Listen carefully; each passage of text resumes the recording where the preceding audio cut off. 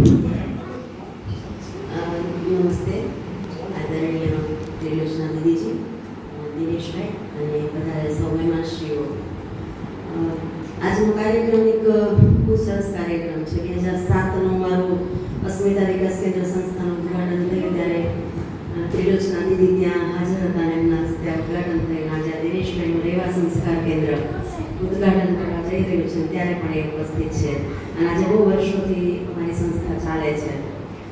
કોઈ પણ કાર્ય નાના પાયે શરૂ થાય, આપણે અહીંથી ઉપર ચડવું હોય એટલે પેલું પગથિયું ચડીએ તો અગાશીમાં જવાશે. એ વાત હું હંમેશા કહેતી છે કે ડાયરેક્ટ કૂદકો મારી ઉપર ના જઈ શકે, ઉપરથી નીચેથી પણ મારી શકે, પણ નીચેથી ઉપર જવું હોય તો એક પગથિયું જવું પડે. એટલે આ પ્રથમ પગથિયું છે આજે. અને કોઇન્સિડન્સ બહુ સરસ કે આજે દશેરા છે, ગાંધી જયંતિ છે, લાલ બહાદુર શાસ્ત્રીજીનો જન્મદિવસ છે અને સરસ મજાનો વરસાદ પણ આવ્યો. વરસાદની સિઝન નથી છતાંય એટલે દિનેશભાઈ સાહેબ અને એમના જે આ ભેગા થઈને ટીમ બનાવી છે એમને ઈશ્વરના આશીર્વાદ છે. એ સાક્ષી રૂપે ઈશ્વરે સાક્ષી કરી. ઘણા સમયથી દિનેશભાઈ સાથે વાત થતી હતી અને બહુ એ ચિંતા કરતા હતા કે આ પ્રોજેક્ટ કેમ કરવો, શું કરવો. એટલે ત્યાંથી આપણને સમજાય. એ પોતે શિક્ષણ ક્ષેત્રે રિટાયર્ડ થયા છે અને એમના બધા મિત્રોની એમણે વાત કરી કે અહીંયા બધા મિત્રો છે એમના જે બહુ સમાજનું સારું એવું કાર્ય કરીને આવી ચૂક્યા છે અને આજે રિટાયર્ડ થયા છે. રિટાયર્ડ થઈ એટલે સ્વાભાવિક કોઈ પણ જોબ કરતો હોય એને થાય કે રિટાયર્ડ થઈ જઈએ.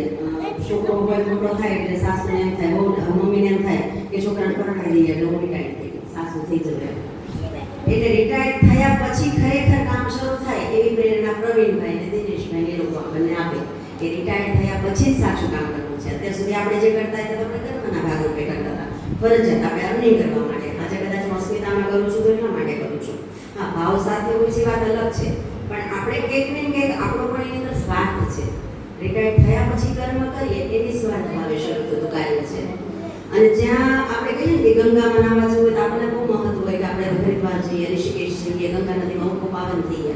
અહીંયા નર્મદાના કિનારે રહીએ છીએ તો બહારના લોકોને એવું થાય કે નર્મદાના તો દર્શન માત્ર નથી. આપણું શાસ્ત્ર એવું કહે છે કે નર્મદાને તો નાવું પણ ના પડે, ફક્ત દર્શન કરો એટલે તમે પવિત્ર થઈ જાઓ, માતાજીના આશીર્વાદ મળી જાય. છતાં કે આપણે રોજ નથી જતા. શું કામ? તો કે આપણી પાસે છે એટલે આપણને વેલ્યુ નથી. જો દૂરથી આવતા હોત તો આપણે પાછા નર્મદાનું એટલું જ મહત્વ હોય. તો આજે તમારા ગામની અંદર સરસ મજાની ગંગા આવી છે. એટલા માટે ગંગા રૂપી હું એટલા માટે કહું છું કે એમણે કીધું કે મારા મિત્રોએ બધા એમને પ્રેરણા આપીને મને સહકાર આપ્યો. આ મિત્રતા કેટલી બધી અગત્યની છે. આજે બાળકો માટે કામ આજે શરૂ કરવાના છે રેવા સંસ્કાર કેન્દ્ર. એનો હેતુ શું છે? તો કે નાના પાયાના જે બાળકો છે, સંસ્કારનું કાર્ય ક્યાંથી શરૂ થાય? કિશોરાવસ્થાથી. જે 6 વર્ષના બાળકો છે, 6 થી લઈને ખાસ 18 વર્ષ સુધી. આપણને ખબર છે કે 18 વર્ષ પછી તો છોકરાઓ આપણું સાંભળતા જ નથી. યુવા અવસ્થા છે, નથી સાંભળવા અને નેચરલ વસ્તુ છે. થોડો ટાઈમ આપણે છોડી પણ દેવા પડે. આપણે ઘરમાં બહુ કટકટ કરશું તો કદાચ આપણી હાજરી પણ એને નહીં ગમે મા બાપ તરીકે. તો એ ટાઈમે આપણે સાયકોલોજીકલી એને ટ્રીટ કરવા પડે, એને કેળવવા પડે, એને ડિસ્ટન્સ આપવું પડે, એનો ગુસ્સો સમજવો પડે, એના ઇમોશન સમજવા પડે. આ બધી સાયકોલોજી છે. તો એ સાયકોલોજી સમજતા એ છોકરાઓ ક્યારે યુવાન થઈ જાય અને ક્યારે આડા રસ્તે જતા રહીએ પણ આપણને ઘણી વખત નથી ખબર રહેતી. અત્યારની તો જનરેશન બધા એમ કહે છે ખરાબ થઈ છે, નહીં ખરાબ નથી, સારી થઈ છે. અમારે બહુ બધા યુવાન છોકરાઓ આવે છે, દીકરા દીકરીઓ બધા, અને સરસ કામ કરે છે. પણ એને માર્ગ બતાવવો પડે. પણ માર્ગ બતાવવાનો છે મિત્ર બનીને. એટલે આ જે બધા બાળકો તૈયાર થાય છે જતી રહીને પ્રાથમિક શાળામાં જે કાર્ય કરવા જે જઈ રહ્યા છે, અમે અમારા વર્ગનું નામ આપ્યું છે ગુરુકુલમ જ્ઞાન વર્ગ અસ્મિતા વિકાસ કેન્દ્રમાં. આજુબાજુના જે 6-7 ગામડાઓ છે એમાં સરકારી શાળાની અંદર જે ગરીબ બાળકો જતા હોય, આર્થિક દ્રષ્ટિએ નબળા હોય પરિવારો, તો ફાઇનાન્શિયલી આપણે જોઈએ ખાલી, બાકી દરેક વ્યક્તિ પોતે એવું ઈચ્છતું હોય છે કે મારું બાળક આગળ વધે ને શ્રેષ્ઠ બને. દરેક મા બાપની એવી ઈચ્છા હોય. અસ્મિતા વિકાસ કેન્દ્ર સંસ્થા છે, મનોદિવ્યાંગ બાળકોની શાળા છે. તો એવું સમજીએ કે દિવ્યાંગ બાળકને પણ કદાચ દિવ્યાંગ હશે, મા બાપ મજૂરી કરીને ખવડાવતા હશે તો પણ ખવડાવવા માટે નથી મૂકતા છે. એના મનમાં કંઈક એવું છે કે મારું બાળક શીખી જશે ભણવા માટે, જે શીખવા માટે. પણ શિક્ષણની પદ્ધતિ અલગ છે, પણ હેતુ તો એ જ છે, ફક્ત ભણવા માટે એ લોકો ત્યાં નથી મૂકતા. તો આજે આ જે બાળકો બધાને શિક્ષણ આપવાનું છે, જેવી રીતે અસ્મિતામાં અમે કરીએ છીએ 7 ગામોમાં, આ બાળકોને સંસ્કારોનું રેવા સંસ્કાર કેન્દ્ર, રેવા નર્મદા માતા સંસ્કાર કેન્દ્ર, સંસ્કારો શિક્ષણ તો મળે જ છે. આપણે અત્યારે ખબર છે કે 1.5 વર્ષે તો સ્કૂલો ચાલુ થઈ ગઈ. ના હોવી જોઈએ પણ આપણે એમાં ના પડીએ, ક્યાં હોવી જોઈએ ક્યાં નહીં, આપણને બહુ નથી એમાં આપણને પડવાનું. પણ જે 6 વર્ષે શિક્ષણ મેળવતા હતા એ સારું હતું. બાળક રેતીમાં રમતું હતું તે સારું હતું, નદી કિનારે ભાગતું હતું તે સારું હતું. એ સમૃદ્ધિ આજે બાળક પાસે નથી. આપણે આર્ટિફિશિયલ આર્ટિફિશિયલ ક્લે લાવીએ છીએ અને રમાડીએ છીએ. સરસ મજાના પ્લે સેન્ટર હોય, સરસ મજાનું બધું ડેકોરેશન કરેલું હોય, રમકડાઓ મૂકેલા હોય, પણ રમકડા મનથી છૂટથી પાડી શકાય ના આડી શકાય, તૂટી જશે, ગોઠવવાનું છે, લોકો આવશે ત્યારે દેખાડવાનું છે. બિંદાસ થવું જોઈએ. તો એ બિંદાસ થવા માટે આ રેવા સંસ્કાર કેન્દ્રનું ઉદ્ઘાટન થાય છે આજે. કે આ બાળકોને કદાચ છઠ્ઠા ધોરણનું બાળક એવું છે કે જે શાળાએ જાય છે, શાળાની લિમિટેશન્સને લીધે કદાચ 30 બાળકોની અંદર એનો આત્મવિશ્વાસ નથી કે બાળક બોલી શકે કે મને હજી વાંચતા નથી આવડતું. થોડી શરમ પણ આવે ને, સ્વાભાવિક વસ્તુ છે કે દરેકમાં દરેક વસ્તુ ના હોય. લઘુતા ગ્રંથિ પણ બાળક અનુભવે અને બોલી નહીં શકે કે મને ટીચર નથી સમજાયો દાખલો. અને ઘરે કદાચ મા બાપ એટલા બધા સક્ષમ પણ નહીં હોય ભણવાની દ્રષ્ટિએ એને દાખલો સમજાવી શકે. આપણે બધા નોકરી કરીએ છીએ પણ નથી ટાઈમ આપી શકતા આપણા બાળકને, અને કદાચ આપણે આપણા બાળકને શીખવાડશો તો આપણું બાળક આપણી પાસે ભણવાનું પણ નથી, કારણ કે એના માટે આદર્શ તો એનો શિક્ષક જ છે. એટલે અહીંયા આ જે સંસ્કાર કેન્દ્ર શરૂ થાય ત્યારે બાળકો તો અગત્યના છે જ, પણ જે ટીમ બનાવી આપણે કહીએ કે દિનેશભાઈ સાહેબ આજે મિત્રો થકી સહકારથી ચાલુ કર્યું. મિત્રો ક્યારે સારા બન્યા જ્યારે એની પાસે સારા સંસ્કારો છે. મિત્રો તો બધા પ્રકારના મળવાના છે, કંપની તો દરેક પ્રકારની મળવાની છે. તો એ કંપનીમાં કોની સાથે આપણે જોડાયા, કોના વિચારોથી આપણે લાંબા વધ્યા, એ કેવી સરસ મિત્રતા હશે કે જે વર્ષો સુધી પણ ચાલે અને રિટાયર્ડ થયા પછી પણ રહી. એવું કે છે સૈનિક સ્કૂલમાં સાથે ભણ્યા હતા, અને સાથે ભણેલા ત્યારે કેટલી સ્ટ્રગલથી લોકો બધા અલગ અલગ દિશામાં જતા રહ્યા છે અને આજે પાછા ફરી આવ્યા. શું કામ? તો એ ટાઈમના સંસ્કારો. તો એ વાત આપણે આ બાળકોને આપવાની છે. અને સૌથી પહેલું પગથિયું કોણ એમાં? તો કે શિક્ષકો પોતે વ્યવસ્થિત હશે, પોતે સંસ્કારથી ભરેલા હશે, નમ્રતા એને ખબર હશે. જ્ઞાન તો બધા પાસે બહુ છે, આપણે જ્ઞાન આપવાનું નથી કોઈને. સંસ્કાર એટલે શું એ પણ એની વ્યાખ્યા બહુ લાંબી થઈ ગઈ હવે. સંસ્કાર એટલે કોઈને પગે લાગે તે સંસ્કાર ના, એવું નથી. પગે લાગનાર કદાચ ઘરે ઝઘડો નહીં કરતો એની શું ગેરંટી? હે ને? કદાચ ફેશનેબલ કોઈ જતી હશે એ પણ કદાચ એની સાસુ સસરા સારી રીતે સંભાળતી હશે, હે ને? એટલે આપણે કોઈ બહુ કે સાસુમાં નથી પડતા, પણ સંસ્કારની વ્યાખ્યા દરેક વ્યક્તિ અલગ અલગ હોય છે. આ બાળકોને આપણે એ સંસ્કારો આપવા છે કે એ ભારતીય સંસ્કૃતિ તરફ રહે. આપણા ઋષિમુનિઓ જે આપણે સંસ્કારો આપ્યા છે. આપણે શું કામ શ્રાદ્ધમાં દૂધ ખાઈએ છીએ? આપણે ખરેખર ખબર છે કે કામળામાં પિત્ત આવે છે. સાયન્ટિફિક રીઝન તો આપણે બધા જાણીએ છીએ કે પિત્તનો મહિનો છે, આપણે દૂધ ખાઈએ તો આપણને આખું વર્ષ પિત્તની પ્રકૃતિમાં તકલીફ ના પડે. આપણા ગઢિયાઓ કહે છે આપણને કે ચૈત્ર મહિનામાં ભાદરવા મહિનામાં લીમડાનો રસ પીવો. તો આની પાછળ શું છે? સાયન્ટિફિક રીઝન જ છે. ધર્મ સાથે જોડ્યું. ધર્મ સાથે શું કામ? તો કે આપણે બધા ધર્મ સાથે જોડાયેલા છીએ. હવે આપણે ધર્મનું જ્ઞાન એટલા માટે આવે છે કે ધર્મ આપણને ઈશ્વર પ્રત્યે ઈશ્વર એટલે શું? પ્રકૃતિ. આપણે અલગ અલગ રૂપે જોઈએ છીએ જેના ઉપર આપણે શ્રદ્ધા હોય. ગાયત્રી મંત્ર બોલીએ, શિવ મંત્ર બોલીએ, માતાજીનો મંત્ર બોલીએ, જે પણ બોલીએ, પણ શ્રદ્ધા તો એ છે ને કે ઉપર ઈશ્વર પાસે જવાનું છે. તો એ બધા જે શ્રદ્ધા છે એ આ બાળકોને આપણે કેળવવી છે. અત્યારની પેઢીને બધા છોકરાઓ જાય, આપણે નવરાત્રીમાં મા બાપને ચિંતા થાય કે છોકરું 4 વાગ્યા સુધી રમે છે અને તમે ના મોકલો તોય ના ચાલે, મોકલવું તો પડે કારણ કે સમય છે, છોકરું કોમ્પિટિશન છે. અત્યારે આપણે એકલા ના પાડશું તો ચાલશે? 10મા ધોરણનું છોકરું ઓછા ટકા આવે તો એ શું કામ આત્મહત્યા કરી લે છે? કંઈક ને કંઈક જવાબદાર આપણે પણ છીએ ને, ફક્ત મા બાપ નહીં, પણ આપણી અપેક્ષાઓ કેટલી બધી છે. આપણે સતત અપેક્ષાઓ કરવાનો, મેં આ નથી કરી શકું, તું કર, તારે ડૉક્ટર બનવું જ પડે, મેં આટલી ફીસ ભરી છે. તો ફીસ ભરી તો શું કર્યું? આપણે મા બાપ તરીકે આપણે ફરજ છે ફીસ ભરવાની.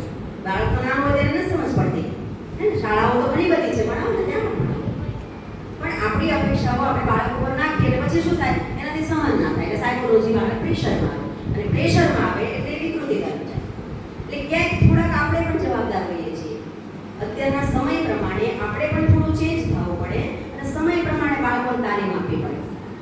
આપણે બાગબાન પિક્ચર જોયું હતું તો આપણે જોયું ને, તો આપણે એમ ના કહી શકીએ કે અમિતાભ બચ્ચન એકલો જ સાચો ને છોકરાઓ ખોટા, હે ને? કહી શકીએ બંનેને બેલેન્સ રાખવું પડે.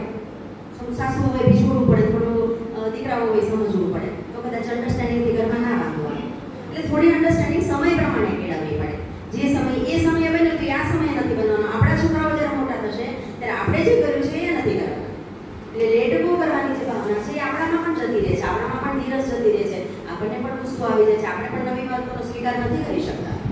તો એ બધી વસ્તુઓ આ બાળકોને આપણે શીખવવાની છે.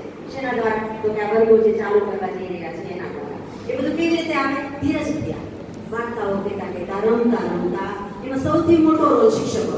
આ લોકો તો ફાઇનાન્સથી વ્યવસ્થા કરશે અને બધાને સૌથી આધાર એનો શિક્ષકો ઉપર હશે, અને ખાસ કરીને ગામના લોકો અને વાલીઓનો પણ બહુ રોલ અગત્યનો. વાલીઓએ કશું કરવાનું નથી હોતું, બાળકોને ટાઈમે ફક્ત મોકલી દેવાનું છે.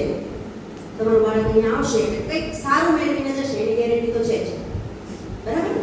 પણ તમારે શું કરવું પડે કે બાળકને ટાઈમે મોકલી દેવું પડે. અમારે ઘણી વખત વર્ગો ચાલતા હતા, શરૂઆતમાં કર્યા તો અમારે સમજાવવા જવું પડે કે આવો ને ભાઈ, સરસ ઘરે ગંગા આવી છે તો લાભ લો ને તમે. શું કામ સમજાવવું પડે? આપણા માટે આટલો બધો પૈસો એનર્જી કરવાવાળા માણસો છે, તો આપણે તો ભાગ્યશાળી છીએ. આજે લોકોને ભ્રષ્ટાચારના બધા બહુ વાતો કરે, આપણે પણ જોડાઈ જઈએ સાથે, તો આપણે આપણો અમણો વાળી નાખીએ તો થાય ને? દુનિયા ચોખ્ખી કરવી છે પણ આપણે પાછા ચાલતા જઈશું, ગાડીમાંથી આપણે આગળ ફેંકતા જઈશું અને બીજાને આપણે પાછા જ્ઞાન આપતા જઈશું. મોટિવેશનલ લેક્ચરો તો 12 વગરના છે અત્યારે, અને દરેક પાસે બહુ જ જ્ઞાન છે, પણ શરૂઆત આપણાથી કરીએ તો આપણે આપણો અમણો વાળી નાખીએ એટલે ઓટોમેટિક ગામ ચોખ્ખું થઈ જાય. દરેક પોતપોતાનો અમણો વાળી નાખી ચોખ્ખું ના થઈ જાય. તો એ શરૂઆત કરે છે ત્યારે તમારા સહયોગની જરૂર બહુ છે અહીંયા. ખાસ કરીને વાલીઓ, તમારે ફક્ત બાળકોને સમયે મોકલવાના છે. જે કંઈ એનું સમયપત્રક બનાવશે એ પ્રમાણે શિક્ષકો તાલીમ આપવાના છે. કદાચ શિક્ષકો ક્યારેક થાકી જાય, મૂંઝાઈ જાય, એ પણ થાકી જાય, એમનો પણ પરિવાર છે. તો એના સહયોગમાં સપોર્ટ આપણે કરવાનું છે કે તમારી સાથે છીએ અને આત્મવિશ્વાસથી તમે કામ કરો. આજે આ લોકો બધા સ્કૂલો ચલાવે છે, એ બધા સાથ આપે છે બધા કામની અંદર. શું કામ? તો કે શિક્ષણમાં દરેકને રસ છે. એટલે બાળકોને કંઈક બહુ સરસ આપવા માટે આ રેવા સંસ્કાર કેન્દ્ર આજે જઈ રહ્યું છે. રસ્તા ઉપર આપણે ચાલતા જતા હોઈએ, કીડી મકોડો ઈયળ કંઈ પણ નીકળે તો આપણે આમ પગ લઈ લઈએ, એટલું આપણને સંસ્કારો આપણા છે, લઈ લઈએ. એ લઈ લઈએ એ કીડી માટે જેટલું જરૂરી છે એટલું જ એ બાળકના સંસ્કાર માટે જરૂરી છે. શું કામ? તો કે બાળકને એ ખબર પડવી જોઈએ કે કીડીને મારીએ તો હિંસા થાય, એને મારવાની નથી, એને પીડા થાય, તો આપણે એ નથી કરવાનું. તો એ ક્યાંથી આવ્યું? તો કે સંસ્કારમાંથી. તો આ રેવા સંસ્કારની અંદર એક તો કોન્ફિડન્સ કેળવવાનું કાર્ય થવાનું છે, બાળકોનો આત્મવિશ્વાસ વધારવાનો છે.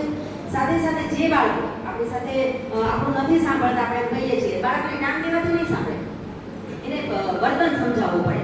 આપણે જ આખો દિવસ ગરમ કરતા રહીશું તો બાળકને એમ કહીશું કે બીજું તૈયાર આપણે ઘરે હોઈએ, કદાચ રજા હોય અથવા તો ગૃહિણી હોય, તો આપણે એવું થાય કે આપણે કોણ જોવાનું છે? કોઈ નથી જોવાનું. પણ આપણે જો તૈયાર થઈ ગયા તો આપણો આત્મવિશ્વાસ સરસ હશે. તો માર્ક કરજો, આપણો આત્મવિશ્વાસ સરસ થશે, કારણ કે આપણે વ્યવસ્થિત લાગીએ છીએ. સામેવાળાની દ્રષ્ટિએ આપણા, તમે ગુણવંત શાહને સાંભળજો, બહુ સાહિત્યકાર, બહુ સરસ લખે છે બધું, કે તમે અસ્તવ્યસ્ત થઈને જાઓ અને સામેવાળાની નજરને તમે ના ગમો તો સામેવાળાની નજરને દુઃખ લાગે, તો આપણને બીજાને પીડા આપવાનો શું અધિકાર છે? નવા નવા કપડાં પહેરીને નથી નીકળવું, પણ વ્યવસ્થિત થઈને નીકળવું તો એ ફરજિયાત છે એક સારા નાગરિક તરીકે. ફાટેલું કપડું હોય તો સિલાઈ કરી દેવી જરૂરી છે. જરૂરી નથી કે નવા કપડાં હોવા જોઈએ, આર્થિક દ્રષ્ટિની વાત નથી થતી, પણ 5 જોડી કપડાં તો દરેક પાસે હોવાના છે કે જ્યાં જઈએ ત્યાં સુવિધાથી જઈએ, સારી રીતે જઈએ, વાળવા ઓળીને જઈએ, આપણે પણ અને બાળકો પણ. તો આ બાળકોમાં સંસ્કાર આવે, બરાબર? ખાલી સોફા પરનો પટ્ટો ના વિખાઈ જાય નથી જોવાનું, પણ આપણું પણ વ્યક્તિત્વ ના વિખાઈ જાય એ જોવાનું છે. આપણા આત્મવિશ્વાસ ઉપર આપણું બાળક શીખશે. જ્યારે શિક્ષકો કામ કરશે ત્યારે એ બી પોતે વ્યવસ્થિત પ્રેશર થઈને આવશે તો એનું બાળક, શિક્ષક બાળકો જોશે કે મારા ટીચર બહુ વ્યવસ્થિત થઈને આવે છે, એ કોઈ સાથે ગુસ્સાથી વાત નથી કરતા, એ ધીરેથી જ વાત કરે છે, સમજાવીને જ વાત કરે છે. ગુસ્સાથી કરવી હોય તો એકલા બોલાવીને કહે છે મને. તો આ બધી પ્રેરણા આપણે આ વર્ગોમાં આપવાની છે, જેથી કરીને આ જ્યારે મોટા થશે ને તો યાદ રહેશે. અમે નાના નાના હતા તમને યાદ છે કે અમારા ઘરે મમ્મી પપ્પા એમ કહેતા કે આપણે ઉઠી તરફ નાહવું પડે, એટલે નાઈને દીવો કરી પછી જમવાનું. તે કેવું આપણને યાદ આવે છે અત્યારે કે હા સાચી વાત છે. કોઈ ખોટું કર્મ જવાનું હોય, કદાચ આપણને અત્યારનો સમય બહુ લોભામણો છે, એટલે કદાચ લોભામણા તરફ જાવ એટલે ઇન્સ્ટન્ટ આપણને કેવો વિચાર આવે કે ના આપણાથી આ ખોટું ના થાય, આપણે આ નથી થવું, જેટલું છે એમાં ખુશ રહો, મજા પડે. શું કામ? તો કે આપણા ઘરની અંદર આપણને સંસ્કાર મળ્યા, આપણા સ્કૂલોમાં પણ આપણને સંસ્કાર મળ્યા. પણ અત્યારની સ્કૂલોમાં થોડું કોમ્પિટિશનનો જમાનો છે, સ્કૂલોને આપણે વાત ના કાઢી શકીએ, બહુ બધા એમના બી રીઝન હોય છે બધા. પણ એ જે ખૂટે છે સ્કૂલની અંદર એજ્યુકેશનના સમયે, એને પૂરક બનવા માટે રેવા સંસ્કાર કેન્દ્ર શરૂ થાય છે કે જ્યાં બાળકોને સંસ્કાર પણ આપવાના છે અને સાથે શિક્ષણ પણ આપવાનું છે. 6થા ધોરણના બાળકને ગણિત નથી આવડતું, સરવાળા બાદબાકી નથી આવડતા, તો એ બાળક આગળ કેવી રીતે ભણી શકવાનું છે? તો એને 6થા ધોરણના બાળકને 3જા ધોરણનો અભ્યાસક્રમ ભણાવવાનો છે. તો બાળકનો આત્મવિશ્વાસ, અહીંયા તો ટીચર એટલું સરસ ફ્રેન્ડલી રહેવાના છે કે એને એમ થશે કે મારા મિત્ર જ છે, મારે કશું કહેવાની ચિંતા નથી, હું આત્મવિશ્વાસથી બોલી શકીશ. એ બાળક અહીંયા સ્ટેજ ઉપર આવીને ડાન્સ કરે, અભિનય કરે, આપણા માટે કદાચ એમ થાય કે કંઈ વાંધો નહીં કર્યો, પણ એ બાળક માટે તો કેટલું બધા છોકરીઓ ડાન્સ કરે, દીકરીઓએ આપણી એમાં. તો એ બાળક દીકરીને તો કેવી લાગતી હશે, સરસ આવડતું છે, મારા એક્સપ્રેશન કેવા હશે, બધાને ગમ્યું હશે. એટલે પૂરું થાય પછી આપણે પ્રેરણા બેટા કેવું સરસ કર્યું હશે, તો એને બહુ મજા આવે, આત્મવિશ્વાસ વધી જાય. એટલે આ આત્મવિશ્વાસ આપણે સતત બેકિંગમાં આપવાનો છે, શિક્ષકોએ પણ અને વાલીઓએ પણ. બાળકો કેન્દ્રમાં ભણીને આવે તો સાંજે પૂછજો એને કે તું શું આજે ભણીને આવ્યો, શું કરાયું તાર ટીચરે, જુઓ નહીં તો કાંઈ નહીં, ખાલી એટલું તો પૂછજો ને, તો એ પૂછે છે એટલે હું એને બધું કહીશ, પપ્પા પૂછે છે, દાદા દાદી મને પૂછે છે, તો આ બધી વસ્તુઓ બાળકોને મજા આવશે. એટલે આ સંસ્કાર કેન્દ્ર જે છે એનું કામ એ છે. આપણે અહીંયા બોલ્યા, બેઠા અને ગાયત્રી મંત્ર બોલ્યા કે કોઈ બી મંત્ર બોલ્યા, તે મંત્રનું શું મહત્વ છે એ બાળકને સમજાવવું છે આપણે. ભલે એનો અર્થ નથી સમજાયો, સંસ્કૃતમાં પારંગત નથી થઈ જવાના બાળકો, પણ એને એ ખબર છે કે જ્યાં સુધી આપણે અન્ન આપણી થાળીમાં આવ્યું છે તો અન્નને પ્રણામ ના કરીએ, શ્લોક ના બોલીએ, ત્યાં સુધી આપણે ભોજન નથી જમવાનું. શ્લોક બોલવાનું મહત્વ શું છે કે આપણી થાળીમાં અન્ન આવ્યું છે, ભગવાનને થેન્ક યુ કહીએ છીએ આપણે કે ઈશ્વર તે અમને આટલા સક્ષમ તો બનાવ્યા કે અમારે એના માટે તરસવું નથી પડતું. ઘણા બધા લોકો એ માટે પણ તરસે છે. અને અપેક્ષાઓ તો ક્યારેય પૂરી નથી થવાની. જે માણસ સાયકલ લે છે, સ્કૂટર લે છે, સ્કૂટર લે છે, અને ફોર વ્હીલ લે છે, ફોર વ્હીલ લે છે, એને બી હાઈ ફોર વ્હીલ લેવી છે. એટલે અપેક્ષાઓ તો માણસને ક્યારેય પૂરી નથી થવાની. એ અપેક્ષાઓમાં બેલેન્સ રાખવાનું કાર્ય આ કેન્દ્રમાં આપણે શીખવવું છે. કે કદાચ દરેક વાલી સરખા નથી, પ્રવાસમાં નથી મોકલી શકતા, તો ઘણા બધા બાળકો રડે છે, દમ પછાડા કરે છે, ક્યાંક એને સાયકોલોજીકલ અસર પણ થઈ જાય છે, એટલી હદે થઈ જાય છે કે છોકરાઓને ડિપ્રેશનની દવા લેવી પડે છે. અમારો વિષય છે ડિપ્રેશન. કેટલા બધા બાળકોને ડિપ્રેશન થતા થતા થાય. 10મા ધોરણમાં બાળક મા બાપને ડિપ્રેશન થઈ જાય. એવું કેવું આપણું ઇમોશનલ બેલેન્સ કે આપણને ડિપ્રેશન એટલું બધું થાય છે, આપણે પોતે ડિપ્રેશનમાં આવી જઈશું તો પેપર છે, અરે કશો વાંધો નહીં, પેપર છે તો આખું વર્ષ વાંચ્યું જ છે, આત્મવિશ્વાસથી એક્ઝામ આપવા દો ને. અને કદાચ 90 ને બદલે 80 માર્ક આવશે કે 80 બદલે 50 માર્ક આવશે, શું ફરક પડી જશે? હા, એનું જે ટાર્ગેટ યર છે 12મું વર્ષ છે, 12મું ધોરણ છે, 10મું ધોરણ છે, ત્યારે આપણે એને ધીરે ધીરે કહેતા મેચ્યોરિટી આપવા છે. પણ છેલ્લે પ્રેશર આપશો તો એ ગભરાઈ જશે. એ ગભરાઈ ના જાય એટલે આપણા કેન્દ્રોની અંદર એનો આત્મવિશ્વાસ કેળવવાનો છે. ઋષિમુનિઓને વાર્તાઓ કહેવાની છે, અને રમતા રમતા ભણાવવાના છે. બાળકને એમ પણ ના ખબર પડે કે મેં ભણી લીધું, અને એને આપણે ભણાવવાનું છે ભાર વગર. બીજું ભાઈ બધેકાની પદ્ધતિ છે, મોન્ટેસરી સિસ્ટમ. રમતા રમતા બાળક ભણી લે, ખબર બી ના પડે. અને એ કામ કેવી રીતે થાય? ધીરે ધીરે થાય. અચાનક કઈ વસ્તુ ના બને. કોઈ પથ્થરો સીધો ઉપર ચડાવવો હોય તો ધીરે ધીરે એક પગથિયાથી વજનથી ચડાવે, પણ નીચે ફેંકવો હોય તો ધબ દઈને પડી જાય. આપણે શું કરીએ? છોકરાના આત્મવિશ્વાસ ધબ દઈને તોડી દઈએ. આવું કરે એમાં શું થઈ ગયું? બધા કરતા હોય ના. આપણું જે બાળક છે એને સ્વીકારવાનું છે આપણે કે વાંધો નહીં, તારે આટલું કર્યું બેટા, કશો વાંધો નહીં, કાલ તને એનાથી વધારે સરસ આવશે. આ બધી નાની નાની વસ્તુ છે ને, ખરેખર અગત્યની છે. સાચે કહું છું, અમે બહુ ફીલ કર્યું છે. અમારા મંદબુદ્ધિના બાળકોમાં પણ આ ફીલ કર્યું છે. અમારું મંદબુદ્ધિનું બાળક અહીંયા સ્કૂલમાં આવે, એ 4 વર્ષ રહે, 5 વર્ષ રહે, એના વાલી ખુદ આવીને અમને એમ કહે છે કે અમારું બાળક પહેલા કરતાં આખું બદલાઈ ગયું છે. અમારા જે અમે એરિયામાં એ તો બધા ગામડાના સ્લમ્સ એરિયાના વાલીઓ છે મોટા ભાગના. તો એ સ્લમ્સ એરિયાના વાલીઓ પણ અમને એમ કહે છે કે અમારું બાળક એમ કહે છે કે મમ્મી અહીંયા ચોખ્ખું કર ને, અહીંયા ઝાડુ લગાવ ને, આ કચરો અહીંયા ના ફેંકી શોધે. આ ક્યાંથી આવ્યા સંસ્કાર? વાતાવરણથી ને. એક અસ્મિતા એક કેન્દ્ર એક નહીં, જ્યાં જ્યાં છે ત્યાં બધી જગ્યાએ પડે. આપણે કચરો ફેંકી દઈએ પછી બાળકને કચરો કચરા પેટીમાં જ નાખવો જોઈએ, તો બાળક માને ના માને. બર્તન તો આપણે પહેલા કરવાનું છે. આપણે હાલતા ચાલતા